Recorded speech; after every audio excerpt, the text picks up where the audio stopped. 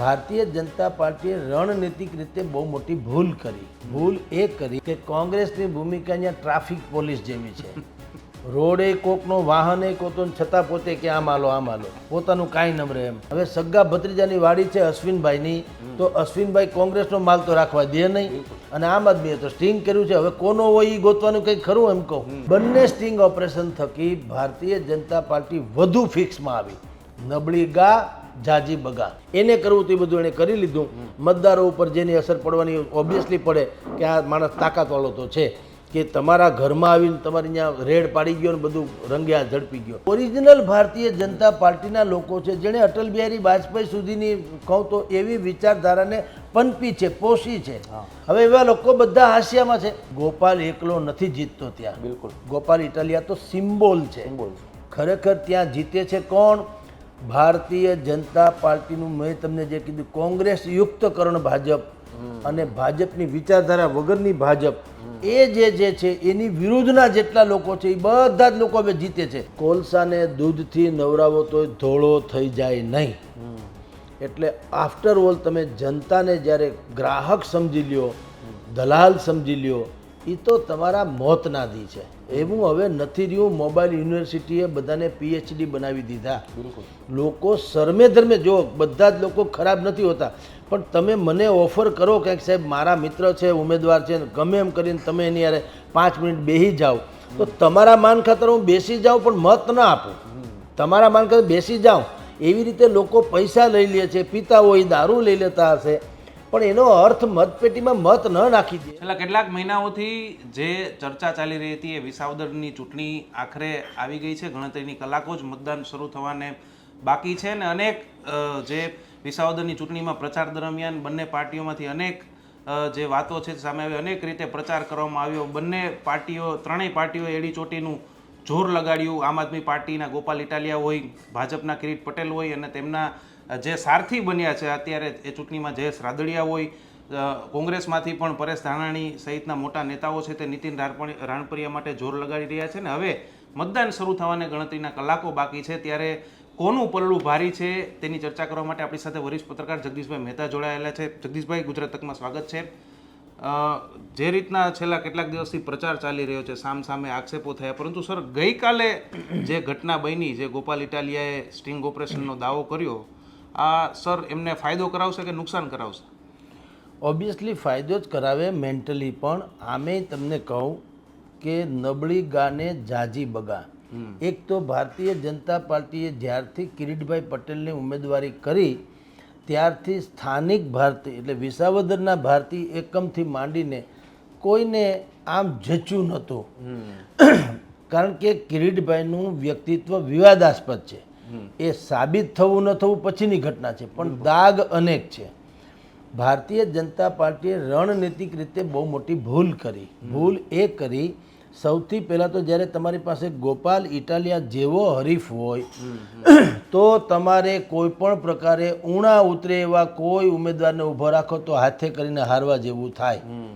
બીજું, તમારે સ્થાનિક જે લોકો છે, જે ભારતીય જનતા પાર્ટીને જેણે જીવતું રાખ્યું છે વિસાવદરમાં, એની રાય લેવી જોઈએ. એને બદલે તમે એને માર્ગદર્શક મંડળમાં મૂક્યા હોય એમ એને હાસ્યામાં જ રાખ્યા અને ક્યારેય એનો તમે રાય ન લીધી.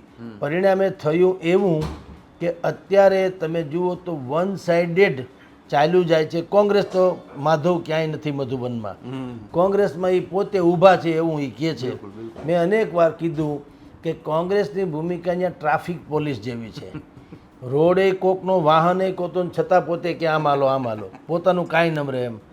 એટલે કોંગ્રેસ તો બિચારું ચિત્રમાં નથી અને ભારતીય જનતા પાર્ટીને સપોર્ટ કરતું હોય એવું એને ઉમેદવારે ઊભો રાખ્યો છે. જે રાહુલ ગાંધી કહે છે કે કેટલાક લોકો ભારતીય જનતા પાર્ટીની બી ટીમ તરીકે કામ કરે છે.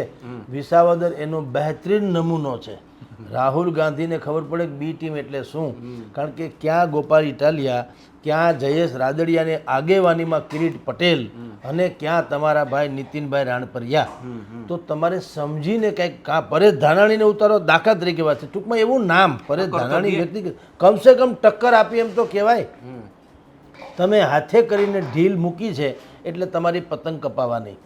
એ ખેર અત્યારે લડત તો બે જ લોકોની વચ્ચે ચાલી રહી છે, ભારતીય જનતા પાર્ટી અને કોંગ્રેસ, આમ આદમી પાર્ટી. તો આમ આદમી પાર્ટીએ તમે જેમ કીધું તેમ ગઈકાલે 2 મોટા સ્ટિંગ ઓપરેશન કરીને મેન્ટલી બહુ મોટી ઇફેક્ટ કરવાના. આમાં તંત્ર કાંઈ કરે કે ન કરે, કારણ કે દીવા જેવું સ્પષ્ટ છે. આમ આદમીએ સ્ટિંગ કર્યું એટલે એ તો આરોપી છે નહીં. બિલકુલ. કોંગ્રેસ પાસે પૈસા નથી એમ કોંગ્રેસવાળા કહે છે, અને ભારતીય જનતા પાર્ટી પાસે કેવળ પૈસા છે એવું જગજાહેર છે. તો આમાં ગોતવા જેવું કાંઈ છે જ નહીં ને. પૈસા કોના હોય, દારૂ પણ જ્યાંથી મળ્યો છે એ વાડી એ કોની વાડી છે? ભારતીય જનતા પાર્ટીના ઉમેદવાર કિરીટભાઈ પટેલ છે, એના ખાસમ ખાસ જે વ્યક્તિ છે એના સગ્ગા ભત્રીજાની વાડી છે. હવે સગ્ગા ભત્રીજાની વાડી છે અશ્વિનભાઈની, તો અશ્વિનભાઈ કોંગ્રેસનો માલ તો રાખવા દે નહીં, અને આમ આદમીએ તો સ્ટિંગ કર્યું છે. હવે કોનો હોય એ ગોતવાનું કંઈ ખરું? એમ કહું, આપણી પાસે 2 જોડી કપડાં હોય અને આપણે કહીએ ડાર્લિંગ આજે કયું પહેરવું, એક ધોવામાં છે ને એક છે પછી બીજું કયું પહેરવાનું હોય. આના જેવી વાત છે સીધી ને સટ. એટલે બંને સ્ટિંગ ઓપરેશન થકી ભારતીય જનતા પાર્ટી વધુ ફિક્સમાં આવી. નબળી ગા જાજી બગા, એક તો મુશ્કેલી, એમાં આ સ્ટિંગ.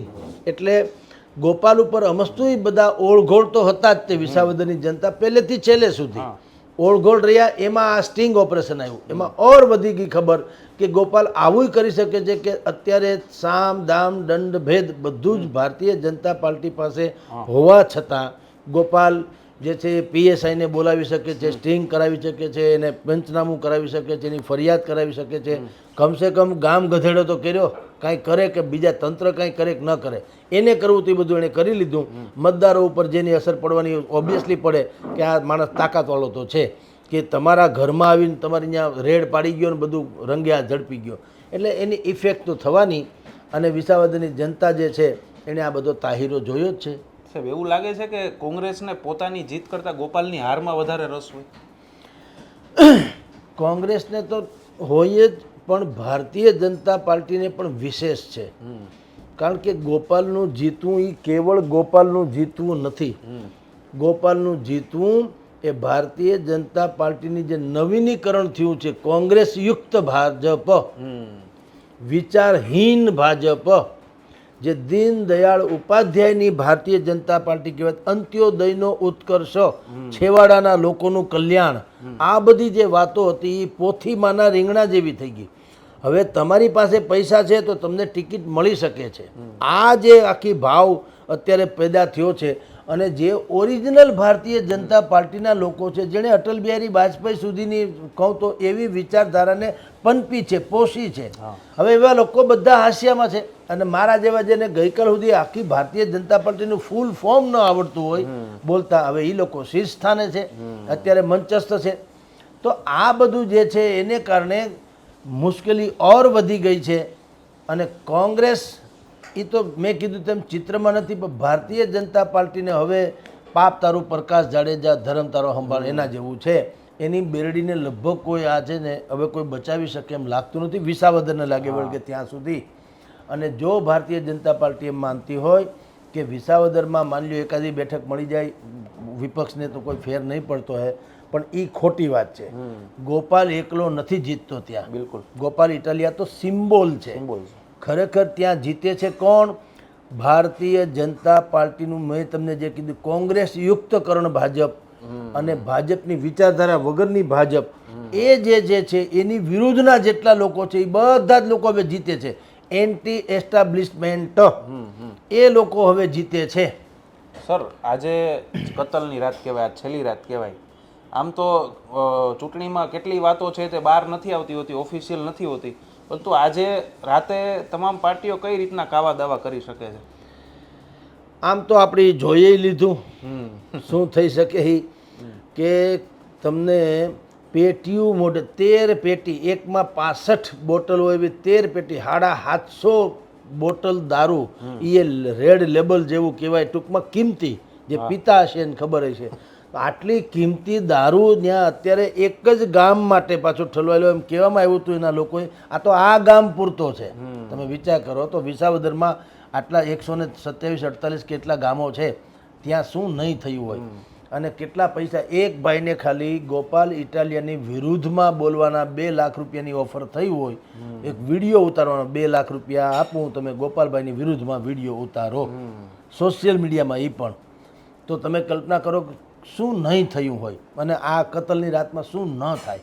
પણ એક વસ્તુ કહું સાહેબ, અતિની ગતિ નથી.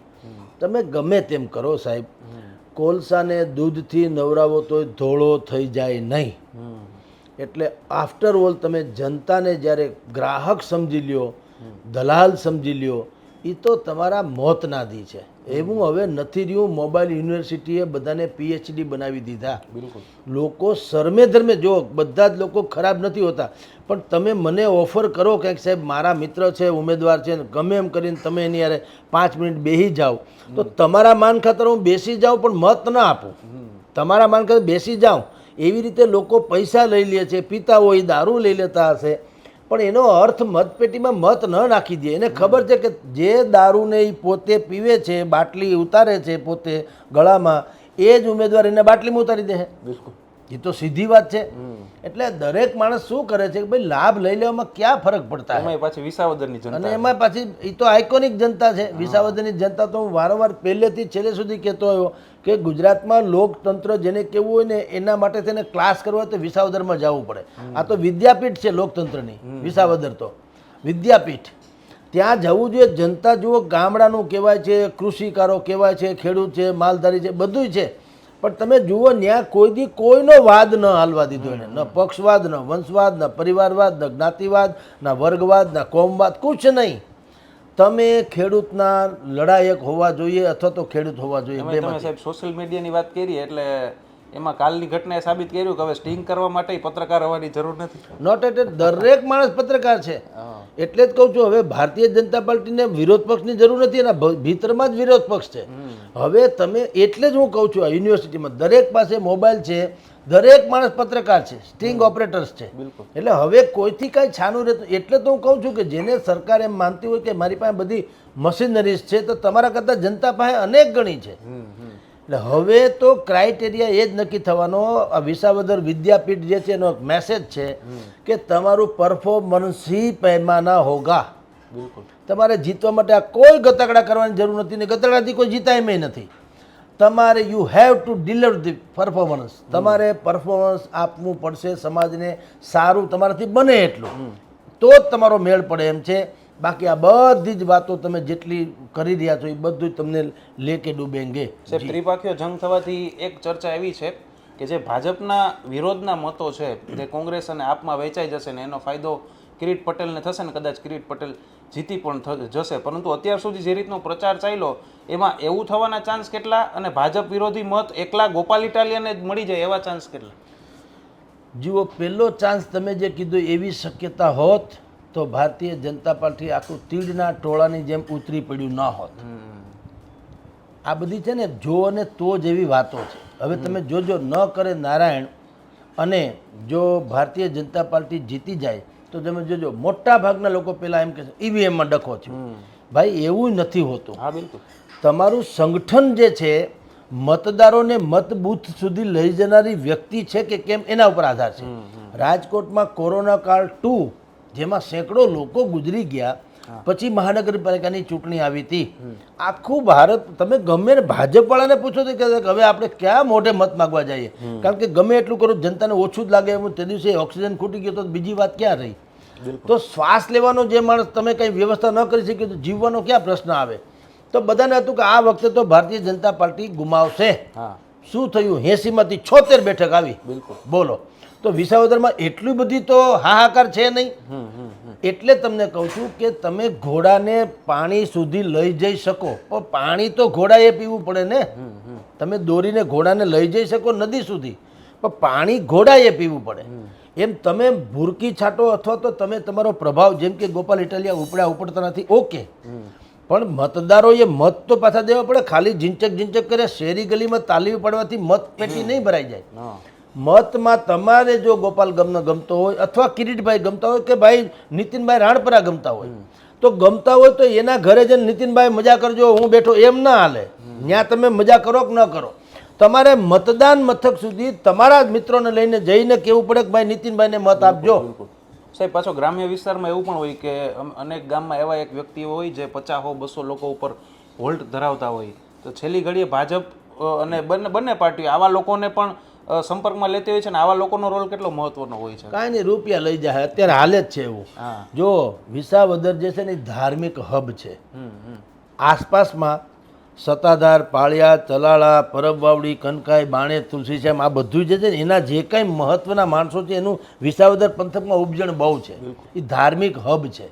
હવે શું થાય છે, બધાયને જે લોકોને કાંઈ પણ ખૂટતું, નાની મોટી ડેરી હોય, ભાઈ અમારે છતર નથી, હા, અમારે ઉપર કળશ નથી, અમારે આજુબાજુમાં ડેલી નથી વાળવાની, અમારે અહીંયા મેદાન નથી, અમારે અહીંયા ફલાણું નથી, જે જોતું હોય તે બધું અત્યારે ભયંકર રીતે ચાલી રહ્યું છે. હવે એનો શું હોય, મુખ્ય તમે જેમ કીધું એક માણસ હોય એ એમ કે અમારા મંદિરને તમે જો આ છતર બતર નખાવી દો તો અમારા બધાને હું 50-100 જણાને 500 જણાને કહું એ પ્રમાણે મત મળશે. એને કતલની રાત કહે છે. એ અત્યારે ગઈકાલથી ચાલુ છે ને આજે છે. એ મંદિરવાળા અને સમાજવાળા અને વર્ગવાળા બધાના એક એક મુખિયા હોય. બધાને પૈસા ન મળે, ત્યાંથી હું 5 લઈ આવું, તમને 3 આપું, 2 હું ખાઈ જાઉં, ત્યાં એવું હોય. એટલે બધા આવે છે, લૂંટે છે કાયદેસર. કારણ કે કોઈનું કોઈ હગા બાપનું કયું દીકરો માનતો નથી, કોઈનું કયું કોઈ માનતું વિશે. અને જો એવું બધું હોય, માનવા જ માંડ્યા હોય આપણે તો વિવેકાનંદ આપણને કેટલું કહી ગયા, તો ઘેર ઘેર નચિકેતા યુવાન ન હોય. આ દારૂની બાટલી તો મળી છે. એટલે છોડો યાર, કોઈનું કોઈ માનતું નથી. આ સમજીને બગડેલી જનતા છે. પૈસાના કોથળા સાહેબ ખુલ્લા મૂકી દીધા એવી વાત પણ આવે છે. બિલકુલ, એ તો ઓબ્વિયસલી છે. તો સાવ સિમ્પલ વાત છે. એ કઈ આ વિસાવદરમાં બોણી થાય એવું થોડું છે. એ તો જ્યાં પણ ચૂંટણી થાય ત્યાં આમ જ થાય છે. મેં તો નજરે જોયેલું છે રાજકોટમાં. અહીંયા ભૂતકાળમાં હવે તો જેના બહુ મોટા નામ થઈ ગયા છે એની ચૂંટણીનું કાર્યાલય અમે ખુદે જોયેલું છે. એમાં બધા કામ કરેલા છે. બધા લોકોને અહીંથી મોકલી દે હજની યાત્રા, એને તમારા કાર્ડ લઈ લે, પૈસા આપી દે, બધું જોયું છે સાહેબ. આ લોકતંત્ર તો મજાક મસ્કરી છે સાહેબ. ક્યાંય લોકતંત્ર જેવું છે ને, નોટ તંત્ર છે. લોકતંત્ર નથી, નોટ તંત્ર. વિસાવદરની જનતા આ વખતે આઇકોનિક ફેરફાર કરાવડાવીને સંભવ છે કે એમાં થોડુંક નવો આયામ કરશે. અને માની લો અકસ્માતે પણ કહું છું, ભાજપ હારી જાય ને ગોપાલ ઇટાલિયા જીતી જાય તો એ ભાજપને પણ એક લેસન મળવાનું. જુઓ કે તમે ધારો છો એમ પેરેસ્યુટથી ઉમેદવાર ઊભા રાખી દો એમ ન ચાલે. ધરાતલ જોઈએ, સર્વ સ્વીકૃત જોઈએ, અને પૈસાનો ખેલ નહીં, તમારે માનવતાની મિસાલ સર્જવી પડે તો મેળ પડશે. એટલે આપણે એક મિસાલ ચૂંટણી થવાની છે, આઇકોનિક ચૂંટણી થવાની છે, અને બિલકુલ માઇલસ્ટોન આખી પોલિટિક્સ ગુજરાતની રાજનીતિમાં પલટાવ લાવનારની ચૂંટણી આજે પરિણામ છે. ભાજપને સત્તાધારી પાર્ટીને ખબર પડે હારે તો કે કામ કરવા પણ જરૂરી છે, માત્ર આપણી ગોઠવણથી ન થઈ જાય. બિલકુલ છે. તમે રાક્ષસી બહુમતી હોય એટલે મહાન નથી જાવ. પૈસા દાઉદ પાસે છે, દાતાર ન કહેવાય, ગુંડો જ કહેવાય. સમજી લો. એમ 156 બેઠક કે 171 તમારી પાસે સત્તા છે એનો અર્થ તમે ગમે તેમ એને વેડફી ન શકો અને ગમે તેમ વર્તી ન શકો. તમારે વિદ્યા વિનયેન શોભતે. ફળ જ્યારે આવે વૃક્ષ ઉપર તો ફળ ઝૂકે છે, ડાળી ઊંચી ન ચડી જતી. તમારામાં જ્યારે સત્તા આવે ત્યારે તમે વિનમ્ર થવા જોઈએ. નાનામાં નાના માણસની વાત તમે જેટલી સાંભળી શકો એટલા તમે મોટા. મોટાની વ્યાખ્યા શું? મોટાની વ્યાખ્યા મંચ ઉપર બેહો એ નથી, હેલિકોપ્ટરમાં ઉડીને આવો એ નથી.